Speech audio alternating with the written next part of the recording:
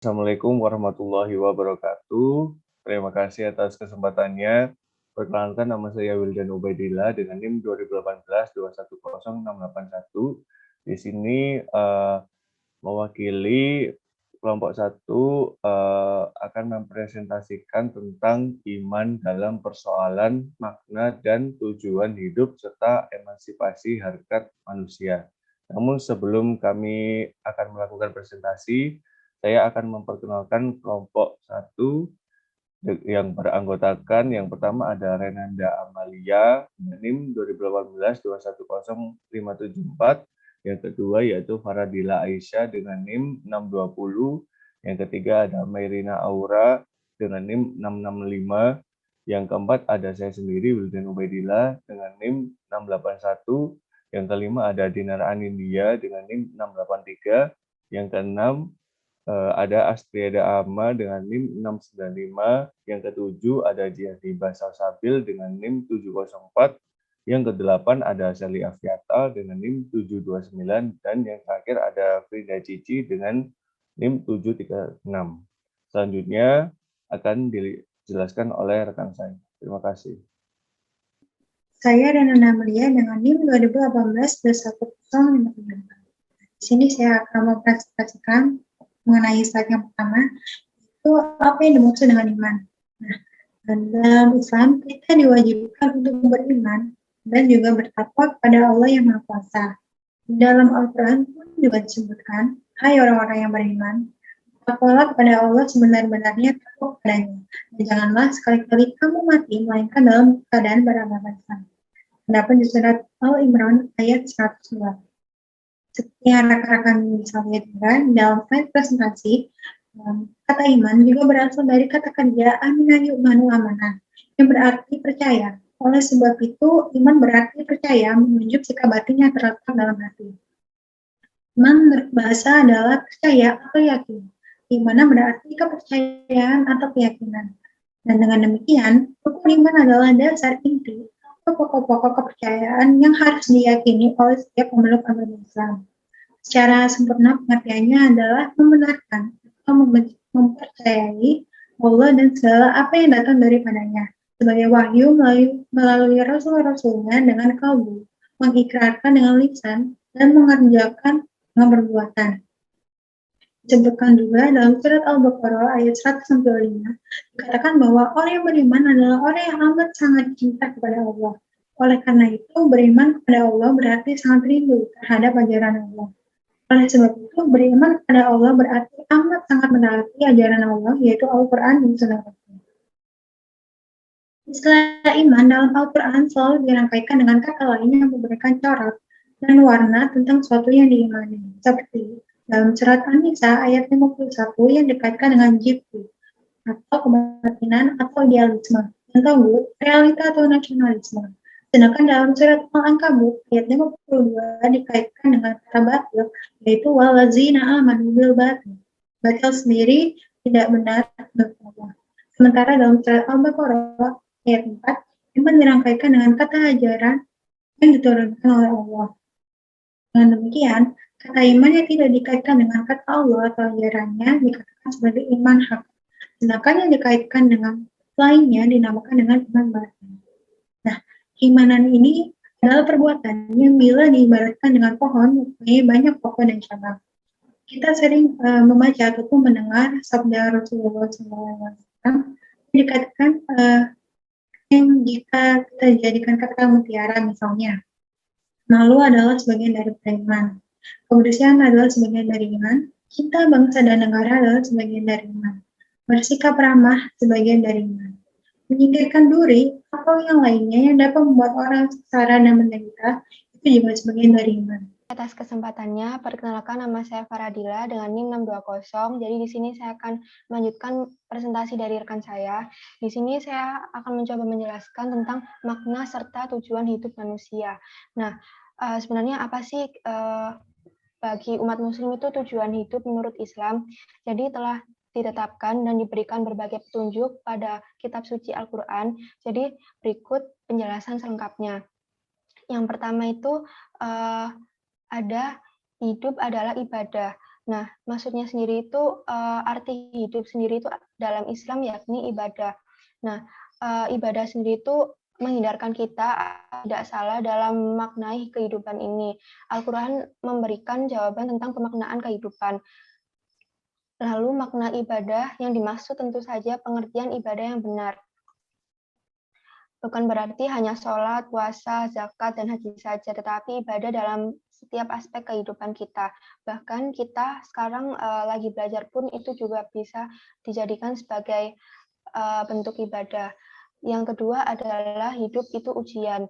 Nah, Allah Subhanahu wa Ta'ala akan menguji manusia melalui hal-hal sebagai berikut, sesuai dengan surat Al-Baqarah ayat 155 sampai 156 yang seperti ini bunyinya. Dan sungguh akan kami berikan cobaan kepadamu dengan sedikit ketakutan, kelaparan, kekurangan harta, jiwa, dan buah-buahan. Dan berikanlah berita gembira kepada orang-orang yang bersabar, yaitu orang-orang yang apabila ditimpa musibah, mereka mengucapkan innalillahi wa innalillahi raji'un. Lalu yang ketiga, makna tentang kehidupan di akhirat itu lebih baik, bahkan jauh lebih baik dibanding kehidupan di dunia.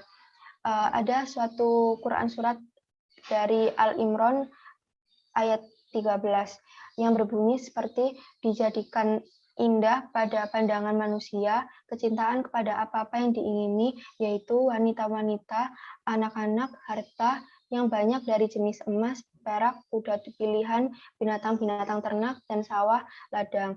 Itulah kesenangan hidup di dunia, dan di sisi Allah tempat kembali yang baik surga. Jadi untuk hidup di dunia ini jangan kita fokus pada dunia, tapi tetapi melupakan akhirat. Jadi kalau misalnya kita bisa mendapatkan dunia maupun di akhirat juga, kenapa tidak?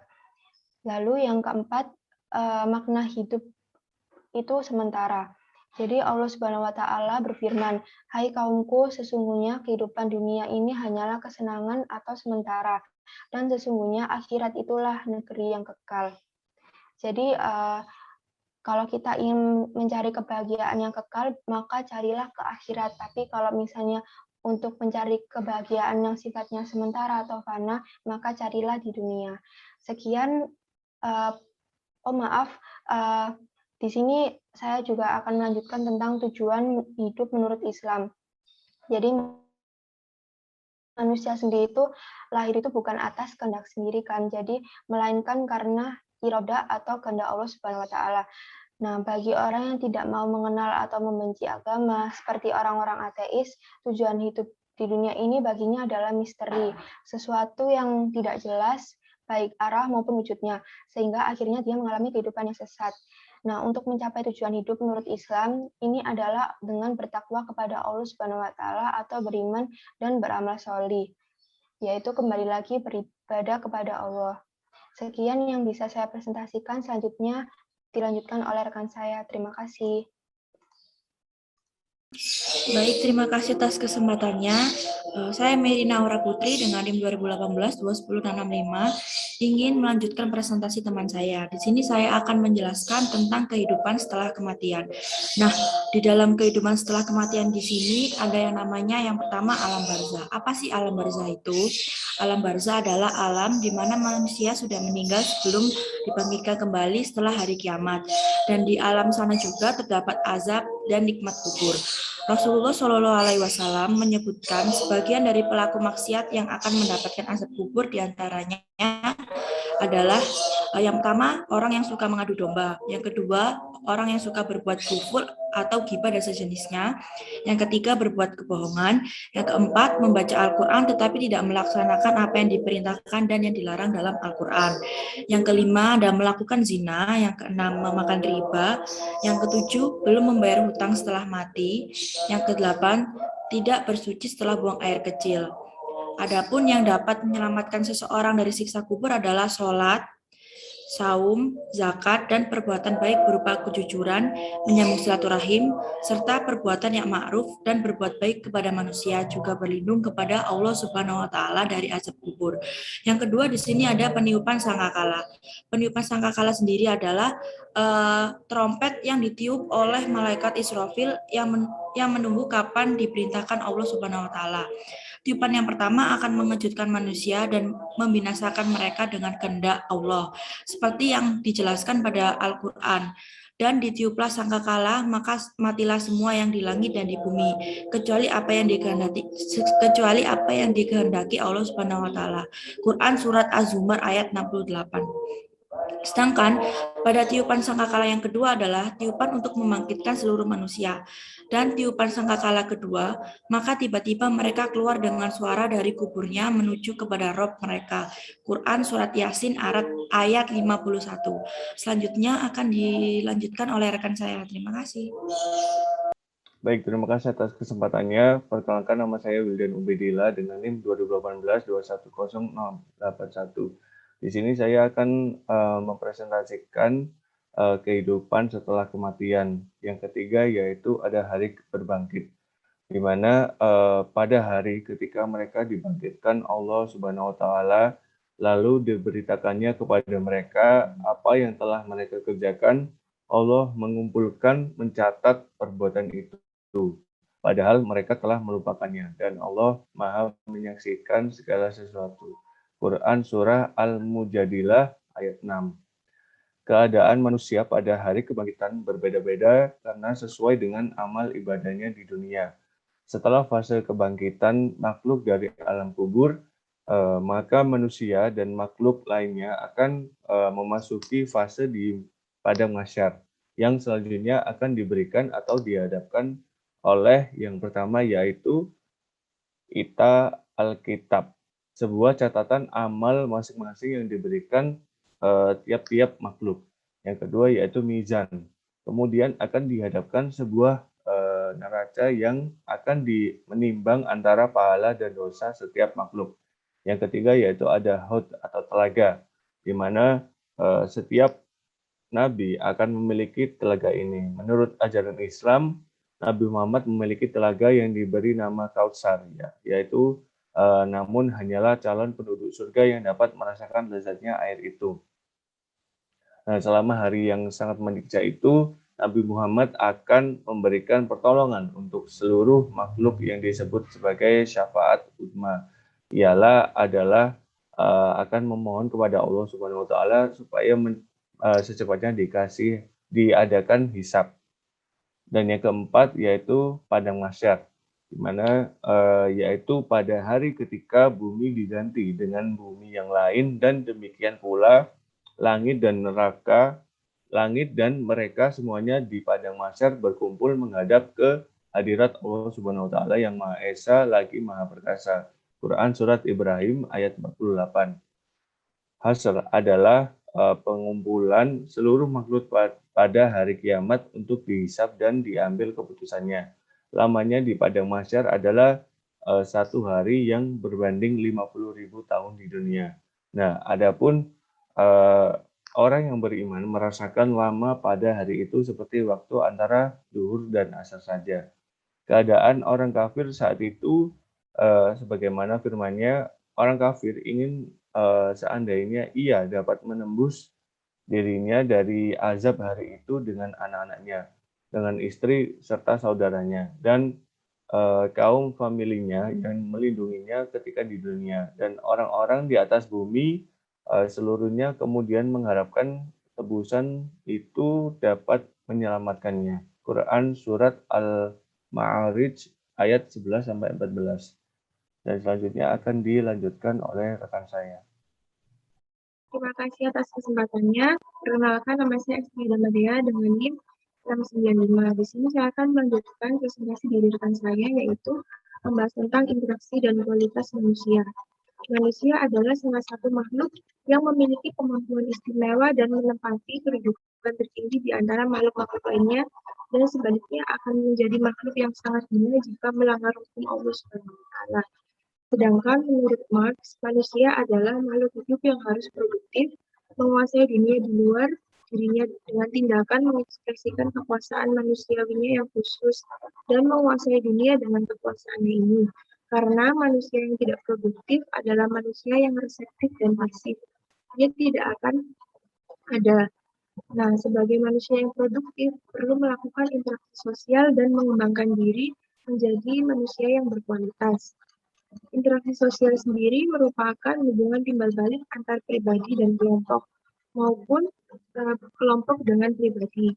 Maksud dari hubungan timbal balik ini yaitu manusia dalam kehidupan sehari-harinya senantiasa melakukan hubungan saling memberi dan saling menerima dalam segala hal dengan sesamanya.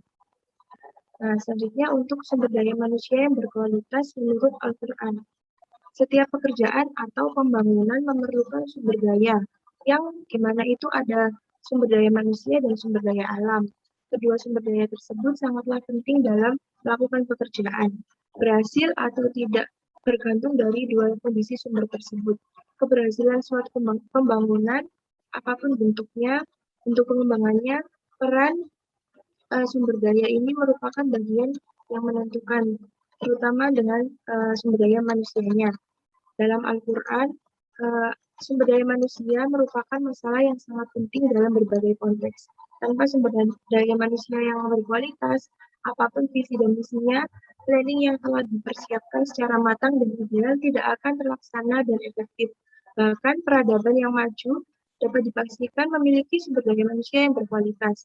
Manusia sendiri merupakan makhluk ciptaan Allah yang paling sempurna daripada ciptaan Allah yang lainnya. Karakteristik dan juga potensi manusia banyak dituliskan dalam Al-Quran. Sumber daya manusia menurut Al-Quran adalah potensi manusia yang dapat dikembangkan untuk melaksanakan tugasnya dengan baik dan menjadi khalifah Allah Subhanahu wa Ta'ala, menjadi diri kita sendiri atau pemimpin sebagai tauladan atau memberi serta menjadi contoh yang baik dalam berbicara maupun dalam melaksanakan aktivitasnya. Manusia diberikan potensi Allah yang berupa beragama sejak manusia itu dilahirkan. Potensi ini disebut fitrah, yang bagaimana firman ini terkandung dalam surat Ar-Rum ayat 30. Nah, menurut Sanaki, karakteristik yang dikemukakan oleh Al-Quran menjadi tolak ukur kualitas manusia itu sendiri. Karena karakteristik tersebut diturunkan dan dari konfigurasi nilai-nilai yang dikemukakan Al-Quran yang hadir bersama dengan kelahiran manusia di dunia. Lebih lanjut, perwujudan manusia yang berkualitas itu harus pula ditopang dengan terjadinya 4 kualitas pendukung lainnya, yaitu yang pertama adalah kualitas iman. Jamaluddin mengatakan bahwa semakin tinggi iman dan takwa seseorang, semakin tinggi pula kemampuan intelektual dan kepekaan sosialnya. Manusia yang beriman hatinya akan dibimbing Allah, jiwanya menjadi tenang dan melakukan aktivitas hidupnya. Terima kasih. Selanjutnya akan dilanjutkan oleh rekan saya. Terima kasih atas kesempatannya. Nama saya Jihan Hibasal Sabil dengan NIM 2018-210704. Nah, di sini saya akan menunjukkan presentasi dari rekan saya tentang sumber daya manusia berkualitas menurut Al-Quran. Di mana yang kedua ada kualitas ilmu pengetahuan. Kualitas ilmu pengetahuan atau sering kita sebut dengan istilah intelektual sudah menjadi potensi awal manusia. Karena ketika manusia diciptakan, Allah mengajarkan kepada Adam segala nama benda yang termaktub dalam Quran surat Al-Baqarah ayat 31. Firman Allah tersebut memiliki makna tersirat dan tersurat bahwa manusia sejak lahir telah memiliki kualitas intelektual. Kemudian potensi ini berkembang sejalan dengan bertambahnya umur dan pengalaman manusia. Nah, kualitas intelektual merupakan perangkat yang sangat diperlukan untuk mengolah alam ini. Karena ada perbedaan orang yang tahu dan mengetahui serta mengamalkannya, perbedaan antara manusia yang berilmu dengan yang tidak berilmu dalam Al-Quran. Memberikan isyarat bahwa segala kejadian yang berlangsung hendaknya senantiasa dikembalikan kepada ahlinya. Tidak bisa dipungkiri bahwa ilmu pengetahuan dalam mengelompokkan manusia dengan berbagai keterampilan yang menjadi nilai barter atau keindahan dalam penyempurnaan kehidupan sosial yang paling membutuhkan, aspek sosial yang tidak dikaji dan didasari iman dan ilmu yang sesuai akan menimbulkan usaha yang di luar kontrol manusia nilai sosial dan dapat mengakibatkan terjadinya ketidakharmonisan atau malapetaka di bumi. Nah, oleh karena itu menempatkan sesuatu sesuai dengan ahlinya dalam suatu bidang kemudian kehidupan tertentu menjadi jaminan penengah bagi keberlangsungan dan keharmonisan manusia. Lalu yang ketiga ada kualitas amal soleh. Iman dapat membentuk kekuatan dalam diri manusia untuk dapat mengubah penderitaan menjadi kebahagiaan, memberikan semangat kerja. Selain itu, amal soleh sangat erat hubungannya dengan kualitas ilmu. Karena dengan berilmu, manusia memiliki orientasi kesanggupan melakukan perbaikan dan melakukan sesuatu perbuatan amal untuk kepentingan manusia dan nilai ilahiyah. Lalu yang terakhir ada kualitas sosial, di mana bahwa semakin luas pergaulan seseorang dan semakin luas jaringan hubungan sosial, semakin tinggi nilai seseorang. Sifat sosial yang dimiliki manusia itu dimanifestasikan pula dalam kemampuan untuk bisa hidup dalam perbedaan dan menghargai perbedaan. Pengakuan dan penghargaan atas perbedaan adalah suatu syarat tumbuhnya kreativitas dan sinergi, kemampuan bergaul dengan orang yang berbeda, dan menghargai dan memanfaatkan secara bersama perbedaan-perbedaan tersebut akan memberikan kebaikan untuk semua. Terima kasih, selanjutnya akan dilanjutkan oleh rekan saya. Baik, terima kasih atas kesempatannya. Saya Sherly Afiata dengan NIM 2018-210729. Di sini saya akan melanjutkan presentasi dari rekan saya dengan judul Hakikat Manusia dalam Islam. Nah, yang pertama ada manusia adalah makhluk yang paling indah dan sempurna dalam pencitraannya. Nah, citra kesempurnaan dan keindahan manusia itu diwujudkan melalui penampilan budayanya dan peradaban yang semakin berkembang, di mana kebudayaan itu merupakan hasil ciptaan manusia dan syarat bagi kehidupan manusia. Kebudayaan manusia sendiri itu dapat menjadikan manusia yang berbudaya. Nah, melalui peradaban tersebut, manusia itu dapat mengembangkan pola pikir, perbuatan, bertindak, dan serta merasakan cerminan dari kebudayaannya. Yang kedua ada manusia adalah khalifah dari muka bumi. Jadi manusia itu memiliki jiwa dan raga, di mana raga manusia itu termasuk ke dalam derajat terendah, sementara ruh manusia itu termasuk ke dalam derajat yang tertinggi. Jadi hikmah yang terdapat bahwa di mana manusia itu harus mengemban beban amanat yang sesuai dengan petunjuk dari Allah. Oleh karena itu, kita itu harus mempunyai kekuatan dalam dunia ini untuk mencapai kesempurnaannya. Nah, yang ketiga ada manusia adalah makhluk yang paling tinggi derajatnya. Nah, maksudnya itu di sini kita sebagai manusia itu merupakan makhluk yang paling lemah di sisi Allah, di mana di sisi lain tuh dinobatkan sebagai khalifah atau wakil Allah untuk menjadi saksinya serta mengungkapkan rahasia-rahasia firman-Nya. Nah, para makhluk yang lain itu tidak dapat melihat adanya dimensi yang tidak bisa dijangkaunya. Oleh karena itu, kita sebagai manusia ditugaskan untuk memakmurkan serta mengelola bahkan mengatur kehidupan di bumi untuk memanfaatkan bagi kehidupan tanpa merusak tatanan dan keharmonisannya, yang memiliki arti bahwa manusia itu ditugaskan untuk membimbing generasi yang akan datang untuk menjalin keharmonisan dalam kehidupan bermasyarakat. Sekian presentasi dari saya, akan dilanjutkan oleh rekan saya. Terima kasih. Terima kasih atas kesempatannya. Perkenalkan, nama saya Finda Cici Ayuni dengan NIM 2018-210736. Di sini saya akan melanjutkan presentasi dari rekan saya terkait dengan hakikat manusia dalam Islam. Yang keempat yaitu makhluk yang beriman dan bertakwa kepada Tuhan Yang Maha Esa. Tujuan pendidikan diarahkan untuk pembentukan sikap takwa. Dengan demikian, pendidikan ditujukan upaya untuk membimbing dan mengembangkan potensi peserta didik secara optimal agar dapat menjadi hamba Allah yang takwa. Di antara ciri mereka yang takwa adalah beriman kepada Allah, mendirikan sholat, menafkahkan sebagian rezeki anugerah Allah, beriman kepada Al-Quran dan kitab-kitab samawi sebelum Al-Quran, serta keyakinan kehidupan di akhirat. Kemudian yang kelima, yaitu manusia adalah makhluk pemilik hak asasi manusia. Manusia dalam menjalani kehidupannya telah dilengkapi dengan hak dasar atau HAM yang diikrarkan untuk dijalankan bagi sesama manusia. Hak dasar ini yang mengatur tata kehidupan manusia, sehingga dalam menjalankan aktivitas kehidupan tidak mengalami benturan dengan aturan yang telah ditetapkan. Aturan tersebut antara lain adalah kebebasan dalam menjalankan atau menentukan nasib dalam menjalankan kehidupan. Manusia juga memiliki kebebasan dalam menjalankan perintah. Dalam hal ini tentu masih dalam bingkai keempat butir harkat dan martabat manusia. Selanjutnya adalah kesimpulan dari presentasi kelompok kami.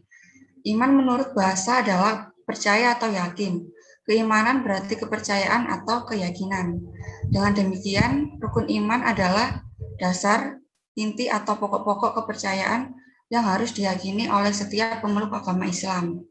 Salah satu tujuan agama adalah membentuk jiwa berbudi pekerti dengan azab yang sempurna, baik dengan Tuhannya maupun lingkungan masyarakat. Semua agama sudah sangat sempurna dikarenakan dapat menuntun umatnya bersikap dengan baik dan benar. Keburukan cara bersikap dan penyampaian si pemeluk agama dikarenakan ketidakpahaman tujuan daripada agamanya. Manusia sejati adalah manusia yang mampu menjaga harkat dan martabatnya di hadapan makhluk lain. Artinya, mampu menjaga keseimbangan ekosistem alam semesta, juga mampu bersikap adil dan arif terhadap sesama manusia dan makhluk lainnya. Sekian presentasi dari kelompok kami, kurang lebihnya kami mohon maaf. Wassalamualaikum warahmatullahi wabarakatuh.